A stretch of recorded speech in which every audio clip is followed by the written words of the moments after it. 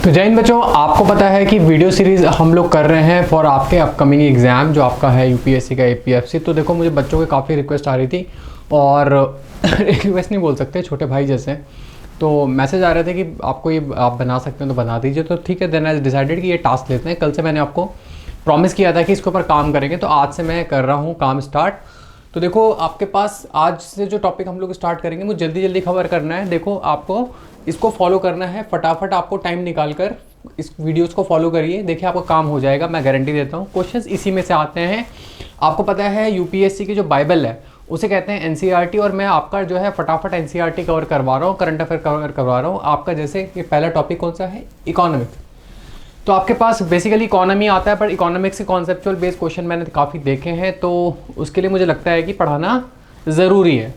तो आज जो है हम लोग पहले मैं एनसीईआरटी से कवर कर रहा हूँ, तो आपके पास मैक्रो इकोनॉमिक्स की जो किताब है मैं कवर करवा दूंगा, ठीक है। तो देखो, आपके पास ध्यान से समझना, मैं 2 बुक एनसीईआरटी करवा देता हूँ। पहली आपके पास करवा देता हूँ आपकी मैक्रो वाली, ठीक है, और दूसरी में करवा देता हूँ इंडियन इकोनॉमिक डेवलपमेंट। दूसरा आपके पास आ जाएगा इंडियन इकोनॉमिक डेवलपमेंट, ठीक है। तो भाई साहब, अपने आप पे 2 महीने बिल्कुल दया मत करिए, करियर का सवाल है, ठीक है। काम हो जाएगा एक वनडे एग्जाम में। बहुत अच्छे से अगर आप तैयारी करेंगे तो डेफिनेटली आपका सिलेक्शन हो जाएगा। अपने आप आलस मत करिए, जैसे 10वीं का बच्चा होता है बिल्कुल वैसे पढ़ना है, कोई समझने की जरूरत नहीं, ज्ञान पोथी हासिल नहीं करनी है। आपको सिर्फ और सिर्फ जो चीज़ें हैं उसे अपने दिमाग में रखना है। ऑब्जेक्टिव क्वेश्चन है, वहाँ पे आपको ध्यान में आना चाहिए, और आपको सिर्फ गोला मार देना है, बबल गोला कर देना है। अगर आप तुक्के से भी सारे क्वेश्चन सही करेंगे तो भी नंबर पूरे ही मिलने वाले हैं। आपको ये बात सबको पता है। तो अब हम लोग स्टार्ट करते हैं आपके पास मैक्रो इकोनॉमिक्स से। तो आपके पास जो आपका चैप्टर नंबर 1 है, वहाँ से अपन लोग मैक्रो इकोनॉमिक्स स्टार्ट करेंगे एनसीईआरटी से। तो एनसीईआरटी बहुत ज़रूरी है, क्वेश्चन इसी में से पूछ रहा है। मैंने खूब एनालाइज कर लिया, यूपीएससी के एग्जाम्स एनालाइज कर लिए हैं। पूरा एनसीईआरटी है, उसे बस एलाबोरेट वे में पढ़ना जरूरी है, जो कोई एलाबोरेट वे में समझा दे। मेहनत कर रहा हूँ, आपका चैनल है, इसे सब्सक्राइब जरूर कर लेना, ठीक है। पिछली वीडियोस देख लेना, प्लेलिस्ट बनी हुई है, प्लेलिस्ट में सारी ऐड हो जाएंगी, और फटाफट ये कवर करवा दूंगा, तो घबराने की जरूरत नहीं है, ठीक है। आपको बस ये पूरी वीडियो फॉलो करनी है एनसीईआरटी को। तो देखो, आपके पास क्या है एनसीईआरटी, आपके पास मैक्रो इकोनॉमिक्स की मैं कवर करवा रहा हूँ। तो आपके पास पहला जो आपका टॉपिक है, हालांकि वो चैप्टर नंबर 2 से स्टार्ट है, पहला आपका इंट्रोडक्शन है, ठीक है। तो आपके पास जो पहला टॉपिक है दैट इज आपके पास व्हाट नेशनल इनकम अकाउंटिंग, ठीक है। नेशनल इनकम अकाउंटिंग आपका पहला चैप्टर है, ठीक है जी। तो आज हम इसे पढ़ेंगे, ठीक है। तो नेशनल इनकम अकाउंटिंग से पहले आपके पास कुछ बेसिक्स जानकारियां दे रहा है ये आपको, किसके बारे में? आपको मैक्रो इकोनॉमिक्स के बारे में बेसिक कुछ जानकारियां दे रहा है। अब वो जानकारियां क्या दे रहा है, ध्यान से समझने हैं। देखो भाई साहब, आपके पास सबसे पहले कह रहा है कि कुछ बेसिक कॉन्सेप्ट मैं आपको समझाता हूँ मैक्रो इकोनॉमिक्स के। एनसीईआरटी है, फटाफट इसे मैं एलाबोरेट भी करता रहूँगा, इसको फाउंडेशन मानकर बाकी टॉपिक्स को अच्छे से आपको विस्तार में समझा दूंगा, ठीक है। तो पहला आपके पास क्या कह रहा है, ये कह रहा है कि आपके पास मैक्रो इकोनॉमिक्स के कुछ बेसिक कॉन्सेप्ट। तो देखो, मैक्रो इकोनॉमिक्स के बेसिक कॉन्सेप्ट के बारे में पहले बात कर रहा है। अच्छे से आपको दिखाई दे रहा होगा, नहीं भी दिखाई दे रहा होगा तो ओरली समझने की कोशिश करिएगा, हालांकि जूम हो जाएगा ये, ठीक है प्यारे बच्चे। तो घबराना नहीं है और फॉलो करते रहना है। मैं फिर से बोल रहा हूँ, आपने जो है चैनल को सब्सक्राइब कर लो। टेलीग्राम ग्रुप आप ज्वाइन कर सकते हो, आपका टेलीग्राम ग्रुप है, ठीक है। तो पहला आपके पास है कि आपके पास देखो, इकोनॉमिक्स जो हम लोग कहते हैं, तो आपका जो मॉडर्न इकोनॉमिक्स है उसका फादर जो है वो आपके पास एक व्यक्ति है, उसका नाम है एडम स्मिथ। क्या नाम है? Adam Smith. आपका एक जो है मॉडर्न इकोनॉमिक्स जो आज की डेट में आप लोग पढ़ते हो, मॉडर्न इकोनॉमिक्स, उसका फादर कौन है? आपके पास है एडम स्मिथ। तो एडम स्मिथ इसके जो है आपके फादर हैं। बोला जाता है कि आज पे जो एडम स्मिथ है वो व्यक्ति विशेष जो है आपका फादर ऑफ मॉडर्न इकोनॉमिक्स है, और इसने एक बहुत इन्फ्लुएंशियल जो काम किया अपने जीवन का, सबसे इन्फ्लुएंशियल जो काम किया वो था an inquiry into the nature and cause of the wealth of nations. An inquiry into the nature and cause of wealth of nations, ये इन्होंने पेपर प्रेजेंट किया और इसमें इन्होंने चीज़ें समझाने की कोशिश करी। तो उन्होंने कहा कि भैया, जो आपके पास ये क्वेश्चन जो था वो ये था, उनके दिमाग का जो क्वेश्चन था, जो पेपर से उन्होंने समझाने की कोशिश करी है, वो ये था कि किसी भी देश में जो आपके पास वेल्थ आती है वो कैसे आती है, वो किस रीज़न से आती है, कि जो रीज़न ऑफ वेल्थ है, रीज़न बिहाइंड वेल्थ है, इकोनॉमिक वेल्थ है, वो कैसे हो रहा है, ठीक है। मतलब आपके पास वेल्थ जनरेशन होगा, इकोनॉमिक वेल्थ जनरेशन, तो उसके पीछे क्या होगा? रीज़न होगा, ठीक है। वेल्थ जनरेशन के पीछे क्या होता है? एक रीज़न होता है, कारण होता है।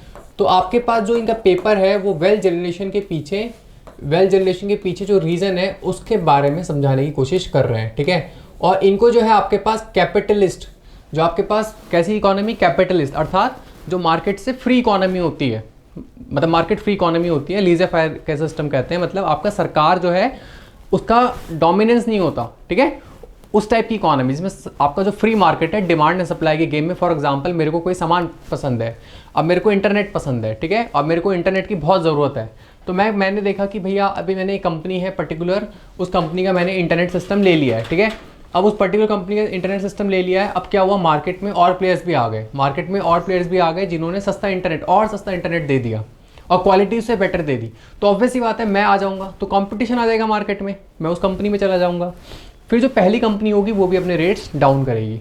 तो म्यूचुअल कंपटीशन बिटवीन द आपके पास जो एंटिटीज़ हैं, जो कंपनीज़ हैं, वो आपके पास मार्केट ड्राइव करेंगी। सरकार का जो आपके पास कंट्रोल है वो बहुत कम होना चाहिए। तो बिल्कुल घबराने की जरूरत नहीं है, आगे से समझते चलो, ठीक है। पूरी एनसीईआरटी है, मेहनत नहीं करेंगे तो काम नहीं चलेगा भाई। देखो थोड़ा दिमाग तो लगाना पड़ेगा, कवर मैं करवा रहा हूँ आपको, कवर तो करना पड़ेगा। समझते चलो, देखते चलो अच्छे से, बहुत टाइम वेस्ट हो रहा है। फिर से बोल रहा हूँ, चैनल सब्सक्राइब कर लो। तो इन्होंने समझाने की कोशिश करी कि भैया किस तरीके से आपका वेल्थ ऑफ नेशन क्रिएट होती है। जब वेल्थ आएगी तो भी बढ़िया आपके पास क्रेडिट कार्ड होगा, वो 3 डेटेड डायलॉग, क्रेडिट कार्ड होगा तो आपकी अच्छी जगह शादी होगी। और क्रेडिट कार्ड के पहले जो स्टेप आएगा वो है नौकरी, उसके लिए आपको पढ़ना पड़ेगा अगर आप गवर्नमेंट एग्जाम्स दे रहे हैं। ऑब्वियसली बात है, अगर आप ये वीडियो देख रहे हैं सरकारी एग्जाम देख रहे होंगे, तो सरकारी नौकरी लगने के लिए पढ़ना ज़रूरी है और पढ़ने के लिए ध्यान देना ज़रूरी है अच्छे से इस वीडियो पे। तो आ जाओ फिर से किस तरह से कंट्रीज़ जो है आपके पास पैसा कमाती हैं, वेल्थ जनरेट करती हैं, ये हमेशा से एक जो है आपका केंद्रीय सेंट्रल क्वेश्चन रहा है, बहुत लंबी समय से ही आपका एक सेंट्रल क्वेश्चन रहा है, ठीक है। और आपके पास क्या है, it is not the countries which are endowed with a bounty of natural wealth, minerals और फॉरेस्ट और the most fertile lands are naturally the richest countries. समझ में आया। तो उन्होंने कहा कि ऐसा नहीं है कि जिनके पास जो है प्रकृति ने ही बिल्कुल कह सकते हैं आशीर्वाद दे दिया है, वहाँ पे उनके नेचुरल वेल्थ हैं, उनके फर्टाइल लैंड है, रिवर जा रही है उसके किनारे जो लैंड्स है बहुत फर्टाइल है, वही सिर्फ रिच है, या मिनरल्स रिसोर्सेज है, जिनके पास नेचुरल रिसोर्स है वही आपके पास अमीर नेशन है, ऐसा नहीं है। इनफैक्ट जैसे आपके पास अफ्रीकन नेशंस थे ना, तो अफ्रीकन नेशंस को प्रकृति ने क्या करा है, आपका एंडो किया है। क्या एंडो किया है, आपके पास नेचुरल वेल्थ दी है, खुद में खुद उनको नेचुरल वेल्थ दी है कि नहीं दी है। तो आपके पास जो अफ्रीकन नेशंस हैं आप देखते होंगे, ठीक है, इनके पास क्या है, अपनी नेचुरल क्या है, वेल्थ है। इस तरीके से आपके पास अगर आप देखोगे इंडिया पे आ जाओगे तो इंडिया भी आपके पास क्या है, नेचुरली काफ़ी रिच रहा है ना। तो इसका मतलब ये थोड़ी ना है, या आप कहाँ चले जाओ, आर्कटिक के आसपास के कंट्रीज में चले जाओ, या आपके पास जो आपके पास कैसे हैं, जो कोल्ड क्लाइमेटिक कंट्रीज़ हैं उनमें नेचुरली इतनी वेल्थ तो नहीं है, फिर भी वो क्या है, उन्होंने दुनिया पे रूल किया और उनकी वेल्थ उन्होंने जनरेट करी है। तो इसका मतलब ये है कि ऐसा नहीं है कि जो रिचेस्ट रिसोर्सेज वाले देश हैं वही आपके अमीर होंगे, ठीक है। तो जैसे आपके पास कह रहा है कि the rich resource of Africa and Latin America have some of the poorest countries in the world, जैसे आपको मैंने बताया, ऐसे आपके पास साउथ अमेरिका गेम हो गया, ठीक है। इसी तरीके से आपके पास कौन सा गेम हो गया, साउथ अमेरिका का क्या हो गया। तो आपके पास जो साउथ अमेरिकन कंटिनेंट है उसमें आप देखते होंगे कि जरूरी थोड़ा ना है, आपके पास यहाँ पे जो साउथ अमेरिकन कंट्रीज है ये one of the poorest countries of the world है। मेरी बात समझ पा रहे हैं, पर नेचुरल रिसोर्सेज से भरमार है, ऐसा क्यों है, ठीक है। तो उसने कहा, एडम स्मिथ ने इस पर इंक्वायरी करी, तो उन्होंने कहा many prosperous countries have scarcely any natural wealth. बहुत सारे ऐसे देश हैं जिनके पास बहुत मुश्किल से जो है कुछ नेचुरल वेल्थ है और वो अमीर भी हैं। आपके पास जो है मटेरियल वेल्थ भी उनके पास है और नेचुरल वेल्थ भी है, ऐसे बहुत सारे कॉम्बिनेशन आपको नहीं मिलेंगे। तो इसके बारे में वो इंक्वायरी कर रहा है आपका एडम स्मिथ, ठीक है। फादर ऑफ मॉडर्न इकोनॉमिक्स इस बंदे को कहा जाता है, दिमाग से समझिएगा। अब देखो ध्यान समझना, ठीक है। अब देखिए, तो उसने कहा कि भैया there was a time when possession of natural resources was the most important consideration, but even then the resource had to be transform through a production process. अब उसने कहा कि भैया पहले ज़माने में ऐसा होता था कि आपके पास जो नेचुरल रिसोर्सेज वाली रिच कंट्रीज़ हैं उनके आपके पास क्या होता था, वो ऑब्वियसली बात है वो थोड़ी अमीर मानी जाती थी। बट क्या होगा, आपके पास नेचुरल रिसोर्सेज जो हैं, आपके पास जो इकोनॉमिक्स की बेसिक डेफिनेशन है वो ये कहती है कि किस तरीके से सोसाइटीज़, ध्यान समझिएगा, हाउ सोसाइटीज, ध्यान समझिएगा, ठीक है, convert resources into useful goods. तो किस तरीके से आपके रिसोर्सेज है, रिसोर्सेज मतलब natural resources and man power, जो आपका मटेरियल रिसोर्स है और आपकी मैन पावर है, उसको किस तरीके से आप लोग जो है क्या करते हो, यूजफुल गुड्स एंड सर्विसेज में बदलते हो, उसको हम लोग कहते हैं, उसकी स्टडी को बोलते हैं हम लोग इकोनॉमिक्स। तो आपके पास ये कह रहा है कि उसको ऐसा नहीं कि पड़ी हुई है, फॉर एग्जांपल आपके पास यूरेनियम की माइंस है और आपकी यूरेनियम ऐसे ही पड़ा हुआ है, तो उसका मतलब ये थोड़ी ना आपको यूरेनियम का क्या कर रहे हैं, यूरेनियम आपको कुछ फायदा देने वाला है, अनटिल अनलेस आप उसे प्रोसेस करके रेडियो एक्टिव मेटल बना के यूज़ ना करें, तब जाके तो आप करोड़ों रुपए का फायदा कमा सकते हैं। या आपके पास नदियाँ बह रही हैं, अब उस पानी का आप कहाँ, मान लो खेती में यूज़ नहीं कर रहे हो, या आप लोग क्या नहीं कर रहे हो, आप लोग उससे इलेक्ट्रिसिटी जनरेट नहीं कर रहे हो, तो इसका मतलब है कि उससे कोई बेनिफिट ही नहीं है। मेरी बात आप समझ पा रहे होंगे। इस तरीके से आपके कॉपर की माइंस है, उस कॉपर का कोई यूज़ ही ना हो तो कोई बेनिफिट ही नहीं है। होपफुली बात समझ में आ रही होगी। तो यही चीज़ वो कह रहा है कि ट्रांसफॉर्म करना पड़ेगा प्रोडक्शन प्रोसेस से। उसने कहा कि इकोनॉमिक वेल्थ और wellbeing of a country does not necessarily depend upon the mayor possession resources. मेरी बात समझ में आई। अब देखो इन्होंने कहा कि the point is how these resources are use in generating a flow of production. मेरी बात समझ में आई कि आप किस तरीके से आप उसे प्रोडक्शन में कन्वर्ट कर रहे हैं। एक्चुअली उसकी स्टडी ही इकोनॉमिक्स है। तो नाउ आपके पास कह रहा है कि now let us dwell upon this flow of production. How does this flow of production arise. एक फ्लो ऑफ प्रोडक्शन किस तरीके से होता है, मतलब रिसोर्स से किस तरीके से आपके पास यूजफुल प्रोडक्ट बनता है, काम की चीज़ बनती है। आपका कोयले की माइंस है, उस तरीके से कौन सी काम की चीज़ आप कैसे तरीके से बना सकते हैं, उसके बारे में अपन लोग जो है पढ़ाई करते हैं। क्या करते हैं हम लोग, आपको रिसोर्स में करने के लिए उसमें आपको कुछ करना पड़ेगा। जैसे आपके पास क्या करना पड़ेगा, वर्क करना पड़ेगा और एनर्जी लगानी पड़ेगी। ठीक है, वर्क को एनर्जी लगानी पड़ेगी और कहो तो कैपिटल भी लगानी पड़ेगी। ठीक है, मेनली वर्क एंड एनर्जी है फिजिकल एट्रीब्यूट। तो आपने उस पर काम लगाया, जैसे फॉर एग्जांपल अपना कॉपर है, कॉपर की आपने खदान खोदी, तो वो क्या हो गया, आपका काम हो गया और आपके वहाँ पे मैन पावर की एनर्जी लगी। उसके बाद आपका कॉपर किस में कन्वर्ट हो गया, आपका जो कॉपर की ओर है वो यूजफुल आपका कॉपर में कन्वर्ट हो गई। अब उससे आप लोग सामान बना रहे हो। सामान बनाने के बाद आपने उससे कप बनाए, प्लेट बनाए, बर्तन बनाए, तारे बनाए बिजली की और उनको इस्तेमाल किया, तो आपके पास यूजफुल प्रोसेस हुआ। That is known as a production process. Since from the rough state to the final product it is known as a production process. तो वो कह रहा है कंबाइन करते हैं एनर्जी की with natural and man made environment with in a certain social and technological structure. वही कहानी जो मैंने आपको बताई वही चीज़ है, generate a flow of production. अब कह रहा है in our modern economic setting this flow of production arises out of production of commodities, ठीक है, goods and services by millions of enterprises large and small. तो कह रहा है आज की डेट में ये जो मॉडर्न इकोनॉमिक सिस्टम है इसमें आपके पास क्या है, मिलियंस ऑफ आपके पास जो एंटरप्राइजेज हैं, मिलियंस ऑफ एंटरप्राइजेज जो हैं वो आपका क्या कर रही हैं, आपका काम कर रही हैं। उसमें काम कर रहे होंगे, ठीक है, पीपल, एंटरप्राइजेज में लोग काम कर रहे होंगे, वो अपना टाइम दे रहे होंगे, ऑब्वियस सी बात है एनर्जी दे रहे होंगे, और फिर जाके जो है इसके कॉम्बिनेशन से आपके पास जो रॉ प्रोडक्ट है या रिसोर्सेज हैं वो कन्वर्ट होते हैं प्रोडक्ट में। होपफुली बात समझ में आ गई होगी। ठीक है, ठीक है जी। ये आपके पास एडम स्मिथ भाई साहब जी ने कहा, इसके बारे में ये बता रहा है। ठीक है, अब देखो, अब मेरी बारी आती है जो मैंने बताई आपको, यही चीज़ें यहाँ पे बोलेगा ऊपर। ठीक है, ये कह रहा है कि जो आपके पास जो कॉरपोरेशंस हैं, जो लार्ज नंबर ऑफ कॉरपोरेशंस हैं, वो क्या कर रही हैं, एम्प्लॉय कर रही हैं लोगों को। ठीक है, लोगों को क्या कर रही है, एम्प्लॉय कर रही है। Large number of corporations employing large number of people, ठीक है, to single enterprises. But what happens to these commodities after being produced. फिर उन कमोडिटी का क्या होता है, एक बार आपने कमोडिटी बना ली, मान लो आपने रफ प्रोडक्ट से, आपके रिसोर्स से आपने कमोडिटी में कन्वर्जन किया, तो आपके पास जो एग्जैक्ट वर्ड होगा वो होगा रिसोर्स टू कमोडिटी। आपने जो संसाधन है उसको किसमें, सामान में, यानी गुड्स और सर्विसेज में आपने परिवर्तन किया, तो क्या होगा, एक बार कमोडिटी बन गई तो कमोडिटी अगर आप बना दोगे तो क्या होगा, समझ में आया। तो इसमें क्या होगा, आपके पास जो प्रोड्यूसर होगा जिसने कमोडिटी बनाई, मैंने फॉर एग्जांपल एक कॉपर की माइन से मैंने, देखो ध्यान समझना, खेतरी में कॉपर की माइंस है, खेतरी आपको पता है राजस्थान में, खेतरी में कॉपर की माइंस है और वो कॉपर की माइंस में कॉपर खुदाई करी गई। अब कॉपर की जब खुदाई हुई तो कॉपर खुदाई होने के बाद क्या हुआ, आपके पास कॉपर निकला। अब जब वो कॉपर निकलेगा तो क्या होगा, वो उसकी उसकी क्लीनिंग होगी और ओर वगैरह की, फिर वो प्योर कॉपर में कन्वर्ट हो जाएगा। वो प्योर कॉपर कहाँ पे आएगा? मेरी फैक्ट्री में आएगा। मेरी फैक्ट्री कप बनाती है, मैंने उस कॉपर से कप बनाया। क्या बनाया बच्चा? कप बनाया। अब वो कप मेरे काम की चीज़ हो गई है ना। अब मेरे पास वो जमा हो गया है, मैंने स्टॉक कर लिया है एक कमरे में, मैंने अपने कॉपर जमा कर लिया है, कप जमा कर लिए अपने, मतलब कॉपर के कप जो है मैंने जमा कर लिए हैं। मेरे पास 1000 कॉपर कप हैं, तो वो कप क्या हो गया? कमोडिटी। और जो शुरुआत में था वो क्या था? रिसोर्स। ध्यान समझना।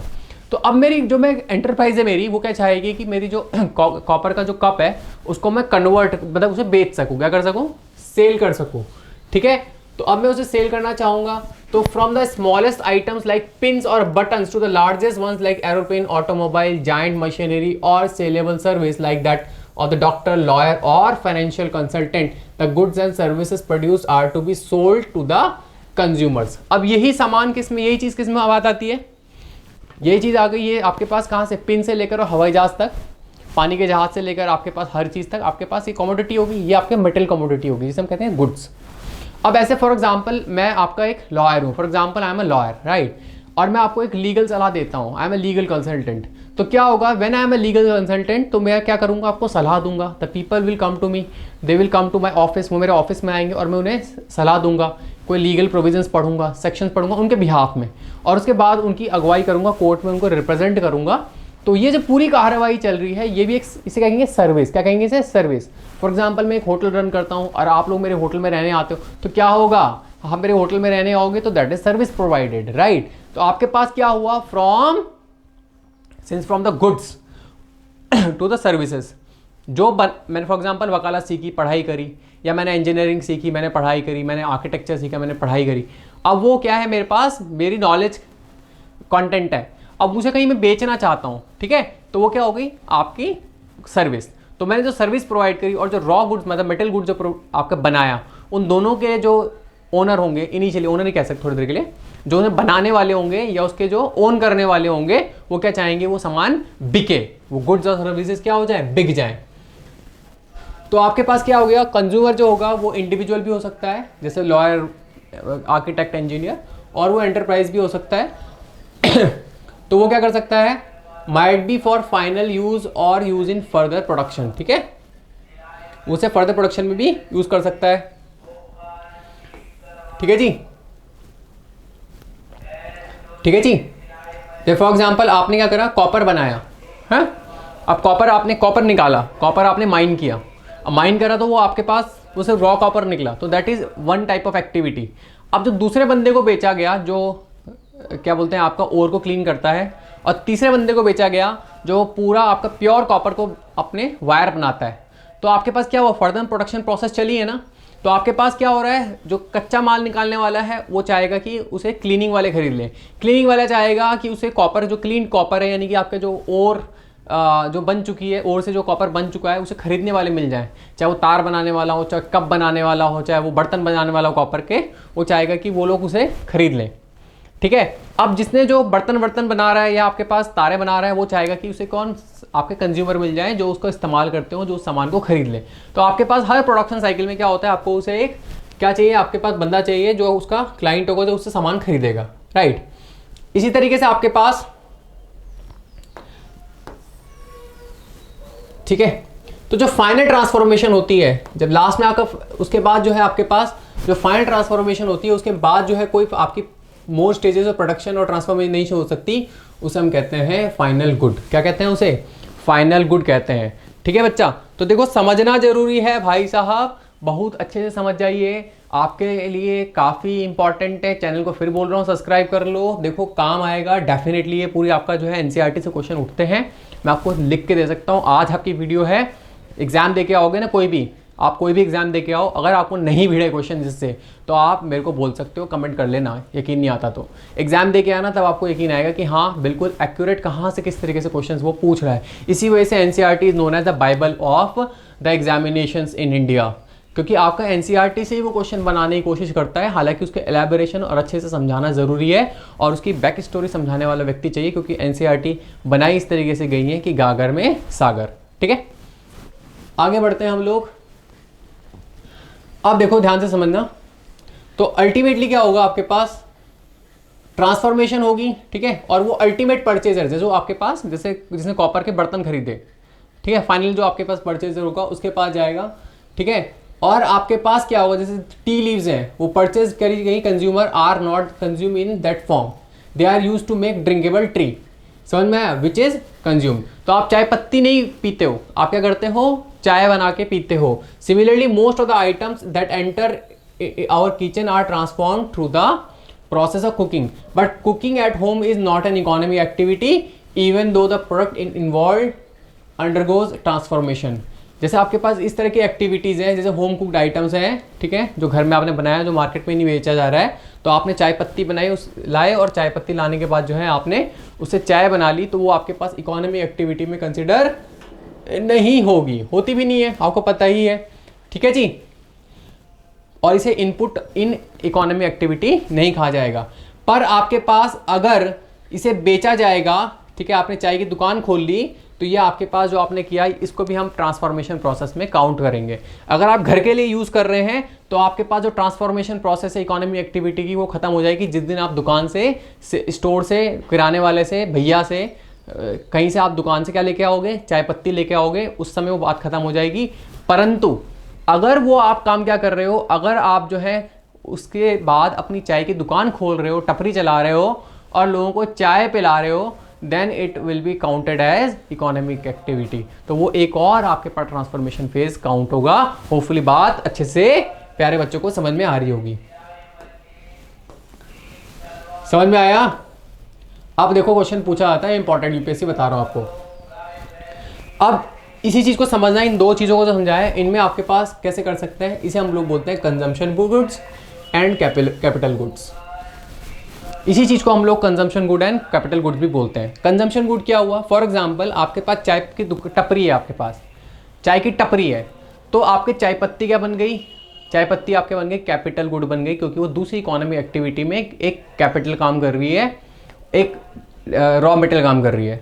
पर अगर आप घर के लिए चाय पत्ती लेके आ रहे हो तो that is not as capital good, वो क्या है, आपके पास कंज्यूमर गुड है। इस तरीके से मसाले भी, समझ में आया? इस तरीके से आप कोई भी सामान जो इस्तेमाल के लिए यूज़ करते हो that is known as consumer good. और आपके पास जैसे आपका कोई भी सामान होता है कंज्यूमर गुड कंपनी, जैसे टीवी फ्रिज वाली कंपनियां होती हैं तो उसे हम कहते हैं consumer good company. Capital goods हो गए, जैसे आपके हैवी मशीनरी बनाने वाली कंपनी है, इस टाइप की जो कंपनीज होंगी उन्हें हम लोग बोलते हैं, क्या बोलते हैं उन्हें, हम उन्हें बोलते हैं आपके पास कैपिटल गुड्स कंपनी। होपफुली मेरी बात अच्छे से समझ में आ रही होगी, बिना टेंशन लिए, बिना बोर हुए। समझ में आया? तो ये क्वेश्चन पूछा जा चुका है। तो goods like food and clothing and services like recreation that are consumed when purchased by their ultimate consumer are known as consumption goods और consumer goods। समझ में आया? ठीक है जी। अब आपके पास कुछ ऐसे होते हैं जो which are used in the production process, जैसे कि आपके पास tools, machines, है ना, while they make the production of other commodities feasible, उनकी वजह से ही आपके बाकी commodities का प्रोडक्शन हो पाता है, उनके बिना आप प्रोडक्शन नहीं कर सकते। इसी वजह से हम लोग उन्हें बोलते हैं आपके पास कैपिटल गुड्स। क्या बोलते हैं उसे? कैपिटल गुड्स बोलते हैं, because they form the part of the capital. समझ में आया? One of the crucial factors of the production. Hopefully बात समझ में आ रही होगी। और जो आपके पास कॉन्टिन्यूस साइकिल ऑफ प्रोडक्शन होती है उसमें आपके पास जो कैपिटल गुड्स है उनका इस्तेमाल होता है। इसी वजह से हम इसे क्या कहते हैं बच्चा? इसे हम लोग कहते हैं कैपिटल गुड्स। नाउ नेक्स्ट, समझ में आई? चलो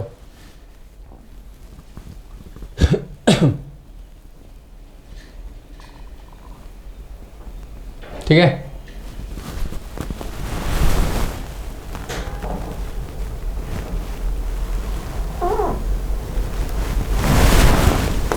चलो एक और चीज होती है आपके पास, इसको थोड़ा सा और महीन डिफरेंशिएट करते हैं।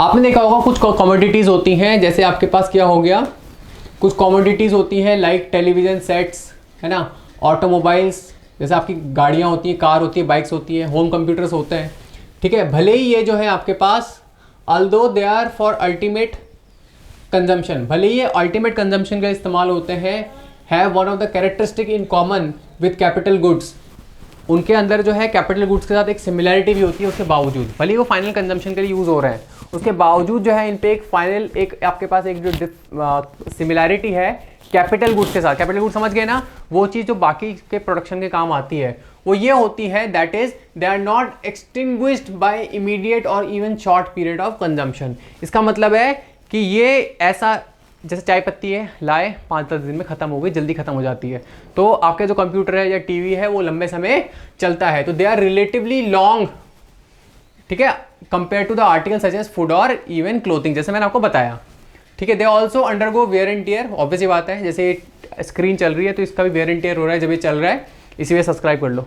ठीक है, तो often need repairs and replacement of parts, like आपके जैसे उसके कंप्यूटर होता है, आपने उसकी हार्ड ड्राइव खराब हो जाती है, या आपके पास SSD खराब हो जाती है ना, SSD खराब हो जाती है, आपके पास रैम खराब हो जाती है, आप उसे नया लगा देते हो, तो इसी वजह से हम लोग क्या करते हैं, these are known as consumer durables. याद रखना, तीनों डेफिनेशन याद रखना।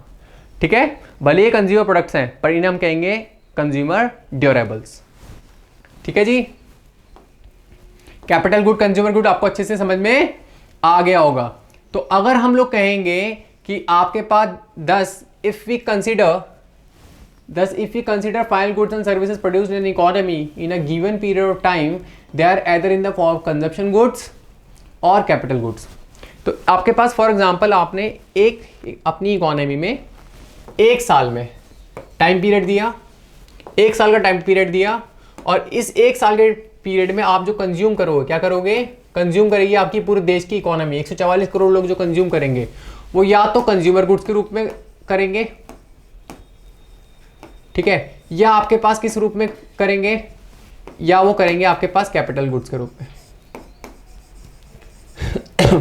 कैपिटल गुड्स के रूप में, और फिर रास्ता ही नहीं है। ठीक है, तो आपके पास क्या है,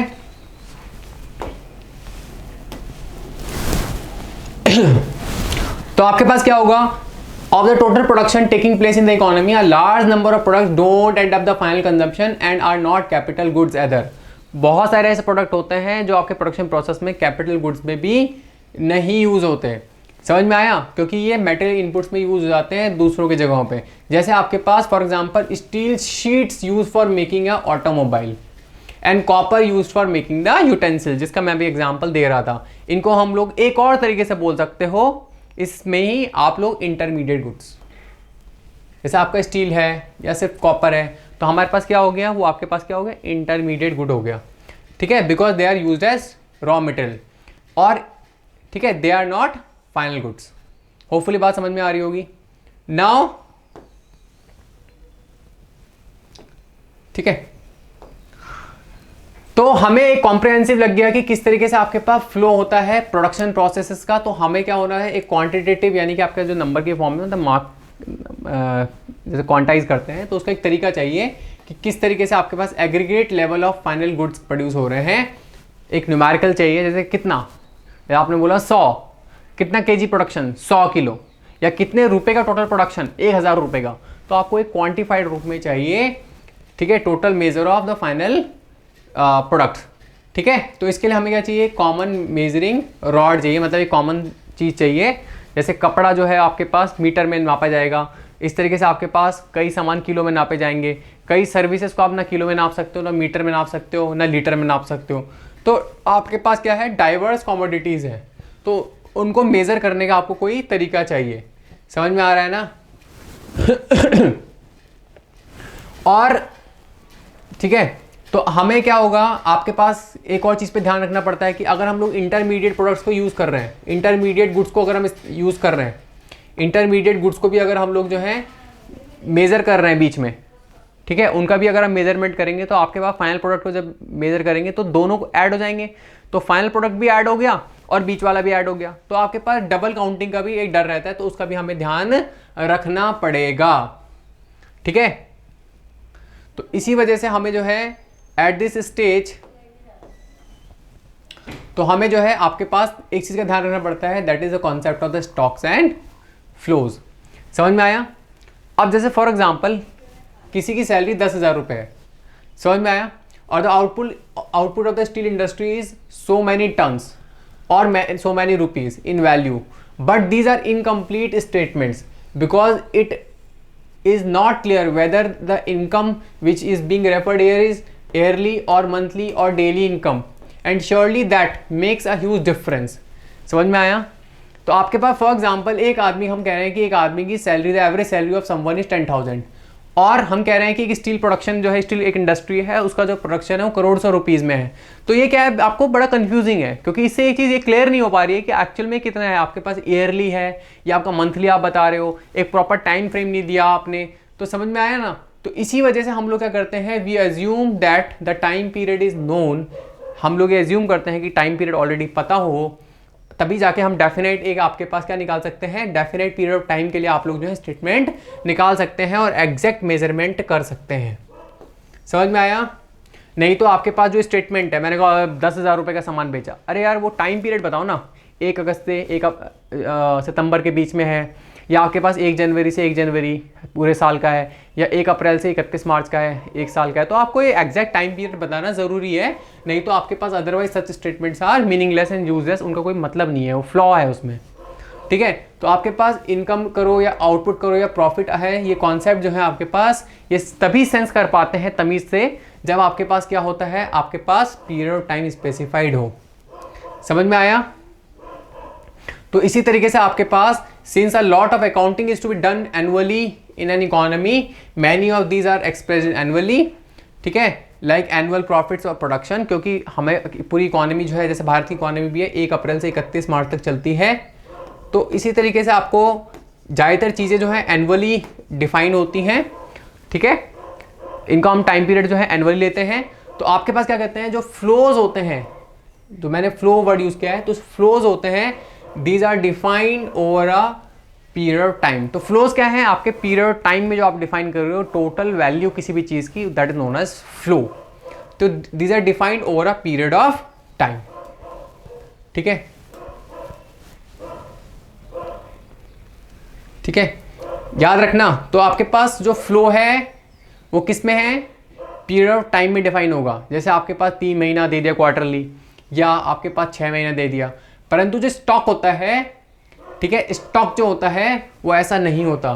स्टॉक में क्या होता है, आपके पास एक पर्टिकुलर पीरियड ऑफ टाइम में डिफाइन होता है। समझ में आया? मेरी बात समझ में आ रही हो ना आप? तो आपके पास एक पर्टिकुलर पीरियड टाइम में डिफाइन होता है। ठीक है जी, जैसे आपके पास द बिल्डिंग्स और machines in a factory are irrespective of the specific time period. जैसे किसी फैक्ट्री की बिल्डिंग जो है और उसकी जो मशीनरी है वो आपके पास क्या होती है, इर्रेस्पेक्टिव होती है किसी एक पर्टिकुलर टाइम पीरियड की। जैसे आपके पास पहला क्वार्टर, पहले 3 महीने, दूसरे 3 महीने, या 1 साल 2021-22, 2022-23, तो उससे क्या है, वो उस पर डिपेंड नहीं करती। सो इसी वजह से, ठीक है, if a new machine is added और a machine falls in disuse and is not replaced, these are known as stocks। मेरी बात समझ पा रहे हो ना आप? तो इसी तरीके से स्टॉक जो होती है वो पर्टिकुलर पीरियड ऑफ टाइम में डिफाइन होती है। तो आज की डेट में हमारी कंपनी में कितनी मशीन है, 10 कटिंग मशीन है, 2 आपके पास पंप्स हैं, 5 आपके पास रोलर मशीन है। तो ये आपका क्या हो गया, स्टॉक हो गया। तो ये आपका आज की डेट में जो डिफाइन हुआ स्टॉक हुआ। आपका फ्लो कैसे हुआ, 1 जनवरी से लेकर और 31 जनवरी फरवरी मार्च, पहले 3 महीने में 31 मार्च तक हम लोगों ने 10,000 टन स्टील प्रोड्यूस किया, जिसकी कॉस्ट जो थी, उसकी जो वैल्यू थी वो थी 10,000 करोड़ रुपए। मेरी बात समझ पा रहे हो ना? रफली मैं ऐसे हवा में बता दिया। तो एक पर्टिकुलर टाइम पीरियड में जब होता है उसे हम लोग बोलते हैं फुल फ्लो। समझ में आया? चलो, तो होपफुली आपको बात समझ में आ रही होगी। आपका किसका, स्टॉक एंड फ्लो। ठीक है, तो बाकी जो है आप अगली वीडियो देखना, अगली वीडियो में हम लोग कंटिन्यू करेंगे। ठीक है, so that's all for this video. आप लोगों की लंबी हो जाएगी, फिर वीडियो दिक्कत होगी। ठीक है, तो जय हिंद, जय भारत। फिर से बोल रहा हूँ, टेलीग्राम ग्रुप ज्वाइन कर लो और चैनल को सब्सक्राइब कर लो।